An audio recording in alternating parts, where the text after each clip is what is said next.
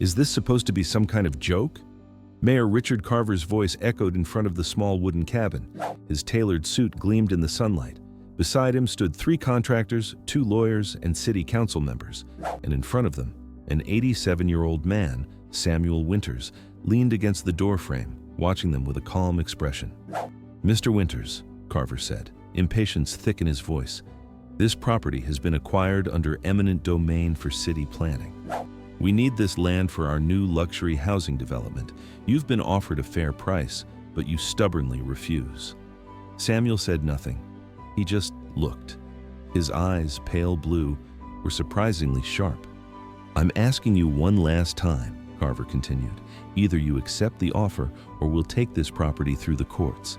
And trust me, the money we're offering for this shack is actually way too much.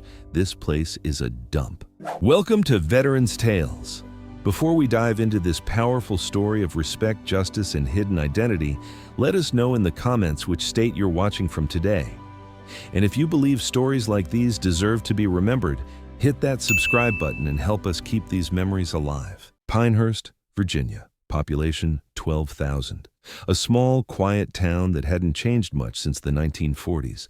Main Street with its old brick storefronts, the corner diner open 24 hours, the town square with its Civil War memorial. But now, change was coming. Mayor Richard Carver, 42 years old, ambitious, a polished politician. He'd won his campaign on a single promise: modernize Pinehurst. And his plan was simple. The town's east side, small ranch-style homes, cracked asphalt roads, would be demolished and replaced with a luxury housing complex. The project was worth millions. Property tax revenue would increase, tourists would come, and Carver's career would reach the next level. There was just one problem: Samuel Winters' house. That small wooden cabin sat right in the middle of the project area.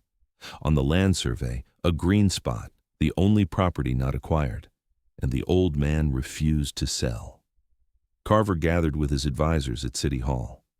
"Who is this guy?" he asked, slamming his hand on the table. A young assistant opened the file. "Samuel Winters, 87 years old, retired. He's owned that house since 1958. Never married, no children, lives on Social Security." "Family?" "None. He's alone," Carver smiled. "Perfect. So there's no one to fight back. We'll file in court. Eminent domain for public good." One of the lawyers, Richard Lawson, interrupted. "Mayor Carver, there's a problem. Mr. Winters refuses to sell, and an eminent domain case could take months. If the project delays, investors might pull out." "Then," Carver stood up, "I'll go talk to this old man face to face. I'll convince him." The next day, Carver and his team arrived at Samuel's house. The house was indeed small. Single-story, wooden, paint peeling, roof slightly sagging, but clean, maintained. A small yard, a few flowers, a porch swing. Carver knocked on the door. No answer for a while. Then the door slowly opened. Samuel Winters stood before them, short, thin, slightly hunched. He wore an old plaid shirt and jeans, but there was dignity in his posture. "Mr. Winters," Carver said with a forced smile, "I'm Mayor Richard Carver. I'd like a few minutes of your time." Samuel didn't open the door wider. "What do you want?" "May we come in? We need to talk." "No, we can talk here." Carver's smile twitched. "Fine. Mr. Winters, I'm here to discuss your property. The city is launching a new development in this area, and unfortunately, your house is within the project zone." "I know," Samuel said, his voice calm. "Then, you also know our offer, $250,000. That's a very fair price for this house." "This house is not for sale." Carver's patience was wearing thin. "Mr. Winters, please be reasonable. With that money, you could buy a bigger, newer home in a nicer part of town." "This house," Samuel locked eyes with Carver, "is my home. I've been here for 67 years, and I'm not leaving." One of the contractors, a middle-aged, heavy-set man, Tony DeMarco, stepped forward. "Listen here, old man. This place is a wreck, unmaintained, old. You can't live here. It's a health hazard." Samuel didn't even look at him. Carver tried a different tactic. "Mr. Winters, this project is very important for Pinehurst. It'll create hundreds of jobs, boost the economy. You're one person, and this is for the community." "Community?" Samuel's tone sharpened for the first time. "You talk about community. Do you know what I've done for this community? I'm sure you've done a lot, Carver said with a mocking tone, but that doesn't change today's reality. This house has to go. Samuel slowly began closing the door. We're done talking. Wait, Carver put his hand on the door. If you don't leave voluntarily, we'll take it through the courts. Eminent domain for public good, and then you won't get a dime. Samuel closed the door completely. Carver's hand hung in empty air. A week later, the Pinehurst City Council convened. Agenda item: eminent domain acquisition of Samuel Winters's property. The council chamber was packed, investors, contractors, press, and in the back row, sitting alone, Samuel Winters. Carver took the podium. Honorable council members, today we're making a crucial decision. The Pinehurst modernization project is critical for this town's future. But there's one obstacle: Mr. Samuel Winters's property. A map of the project was projected on the screen. In the middle, a small red square, Samuel's house. This property, Carver continued, is at the center of the project.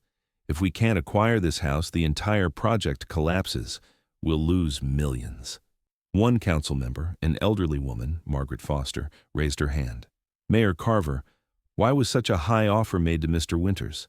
Because we wanted to be fair. But Mr. Winters rejected it. And have you looked at alternatives? Like redesigning the project? Carver grew impatient. Ms. Foster, this project was planned 3 years ago. Every detail, every inch was calculated. Redesigning would cost millions. Another member, a young man, David Chen, jumped in. Let's hear from Mr. Winters. He has the right to defend himself. Samuel stood up. He walked slowly to the front, approached the microphone. I, he said, his voice slow but clear, have lived in that house for 67 years. It's not just a house, it's my memories, my life. Mr. Winters, Carver interrupted, we understand your feelings, but this isn't personal. This is for the town. Samuel turned to Carver. Not personal? My home isn't personal? What I meant. Do you, Samuel's voice grew stronger now, know what's beneath that land? Silence. What's beneath it? Carver frowned. Go look for yourself. But be careful. It's not open to everyone. After the council meeting, Carver returned to his office, angry, confused. What was that old man babbling about? He shouted at his assistant. What's under the land? A hidden treasure? His assistant, a young woman, Emily Ross, shuffled through files. Mayor, there's something interesting here. According to archive records, that land was under military use between 1944 and 1945. Military? Yes, but the details are classified. I can't access them, Carver thought. Military, 1944, World War II? Most likely. And what's its status now? I don't know, but maybe we could commission a geological survey. 3 days later, a geology team arrived at Samuel's property. Samuel stood at the door, watching. He said nothing. The team used ground-penetrating radar. Results appeared on their screens. The engineer couldn't hide his shock. What is it? Carver asked over the phone. Mayor, 20 feet beneath the land, there's a massive structure, concrete, metal, like a bunker. Carver nearly dropped the phone. A bunker? Yes, and it's huge, at least 2,000 square feet. As Samuel watched the team from his window, the world trembled. The cabin sounds faded. The team's voices stopped, and Samuel was no longer 87 years old. He was 19. Los Alamos, New Mexico, December 1944. Young Samuel Winters, in his military uniform, stood guard at a classified facility, surrounded by fences. Restricted area, unauthorized entry, lethal signs everywhere. He was part of a special unit, Manhattan Project Security Detail. His mission was simple: protect the scientists, protect the secrets. But one day, he received a different assignment. Winters, his commander said, voice grave, we're sending you to Virginia, town called Pinehurst. We're building an emergency bunker there. A bunker, sir? Yes. If the Germans discover the project, we'll evacuate the scientists there. They'll be safe. Your job is to oversee construction and then protect it forever. Understood, sir. Winters, this secret goes to the grave. No one can know, not even your family. Clear? Yes, sir. And Samuel was sent to Pinehurst. The bunker was built, but the project was completed. The war ended.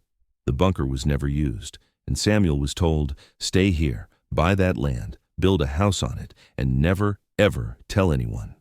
67 years passed. Samuel kept his word. Now, 2025, Samuel opened his eyes. He was back at his window, looking at the team, and he knew the secret was about to be revealed.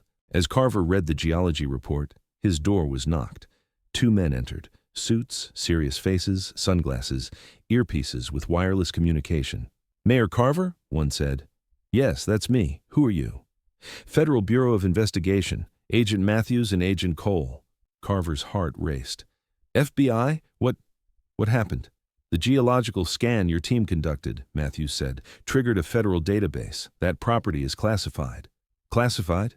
"Yes, since 1944, part of the Manhattan Project." Carver's mouth fell open. "Manhattan Project? The atomic bomb?"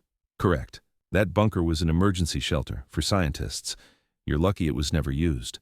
"But I didn't know. Nobody knew." "One person knew," Cole interjected. "Samuel Winters." The FBI agents pulled out a file, stamped "Top Secret." "Mr. Winters," Matthews said, "served on the Manhattan Project security detail. In 1944, he was tasked with overseeing construction of that bunker and then protecting it for life." Carver examined the file.